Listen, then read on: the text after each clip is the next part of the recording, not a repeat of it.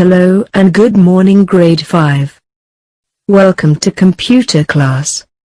This is week 5 lecture 1. Dear students, I hope you have gone through the last lectures. In the last classes we have discussed early calculating devices, evolution and characteristics of computers. Our today's class is a little different from the previous one. Today we are going to review all the previously taught topics and I will also guide you about the notebook work.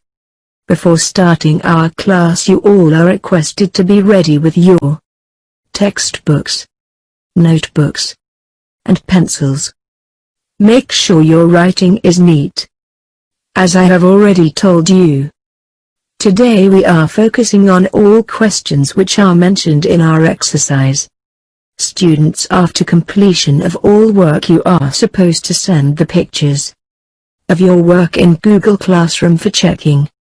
If you find any difficulty regarding questions or worksheet, you can ask us. Most preferable is to rewind the video and check specific topics from lectures and find the answers. Okay, let's start our work. The first topic is early calculating devices. The computers we use today are very different from the early devices that were invented for doing calculations. Some of the early calculating devices are abacus, the first calculating device made of a wooden frame and beads sliding on wires. Napier bones, the calculating device made by Sir John Napier that had numbers carved on bones or strips of wood. Pascal, the first mechanical calculator that was invented by Blaise Pascal.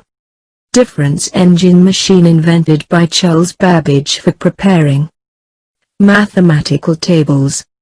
Analytical engine, the first general-purpose computer invented by Charles Babbage. Let's start finding the answer to questions with the help of the discussed feature of the early calculating devices. The first question is, make a list of the early calculating devices. Do we still use any of them today? I repeat. Make a list of the early calculating devices. Do we still use any of them today? The second question is, compare and contrast the two calculating machines of Napier's bones and Pascal. Do you think one was more advanced than the other? Why? Students, I repeat. Compare and contrast the two calculating machines of Napier's bones and Pascal. Do you think one was more advanced than the other? Why? Generations of computers. The period of the first generation was from 1946 to 1959. The computers of first generation used vacuum tubes as the basic components. The period of the second generation was from 1959 to 1965. In this generation, transistors were used that were cheaper, consumed less power, more compact, more reliable and faster than the first generation machines. Magnetic cores, magnetic tape, magnetic disks as secondary storage devices, and programming languages like Fortran, COBOL were used. The period of the third generation was from 1965 to 1971. This development of integrated circuit made computers smaller in size, reliable, and efficient. Multi-programming operating system high-level languages were used.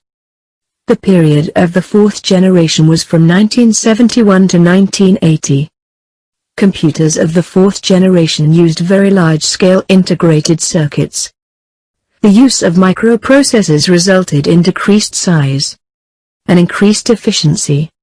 In this generation, time-sharing, real-time networks, distributed operating system, and all the high-level languages were used. The period of the fifth generation is the 1980 till date. It is referred to as supercomputers and AI system. Artificial intelligence is a branch of computer science that aims to create computers that can think, behave and react in the same way as humans do. Okay students. Now this is the time of question-answer session. First question is: what were the limitations of first-generation computers? My second question is: the characteristics of the second-generation computer. Third question is: write a short note on the characteristics of the fourth generation of computers. The last one is about fourth-generation computers. In fourth-generation computer, what do you think was the biggest advantage of using microprocessors? Justify your response. The last topic is the characteristics of computers. Students, you know why we prefer computers on other devices, because today's modern-day computer has the following characteristics: speed, accuracy, storage, diligence, versatility. Speed in general: no human being can compete in solving complex computations faster than the computer. Accuracy: since the computer is programmed, so whatever input we give it gives a result with accuracy. Storage: the computer can store mass storage of data with the appropriate format. Diligence: the computer can work for hours without any break and creating error. Versatility: we can use the computer to perform a completely different type of work at the same time. Let's conclude this lesson with its limitations. The computer cannot operate without the instructions given by humans. It is programmed to work effectively, fast and accurately. The computer cannot think by itself and does not have common sense. It is totally dependent on humans. Depend on the user's input. The computer has no imagination.